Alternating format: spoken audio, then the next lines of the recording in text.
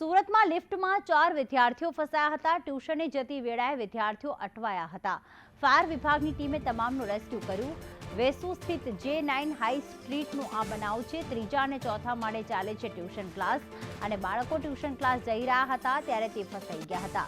આઝમ વધુ વિગતો જણાવશે। આઝમ, કયા પ્રકારની ટેકનિકલ ખામી સર્જાઈ હતી આ લિફ્ટમાં અને કેટલા સમય સુધી આ બાળકો લિફ્ટમાં ફસાઈ રહ્યા હતા? વેસુ કેનાલ રોડ પર આવેલા શ્યામ સંગીનીના બાજુમાં J9 હાઈ સ્ટ્રીટમાં ચોથા માળે ટ્યુશન ક્લાસીસ આવેલું છે, જેમાં વિદ્યાર્થીઓ દરરોજ અભ્યાસ માટે આવે છે।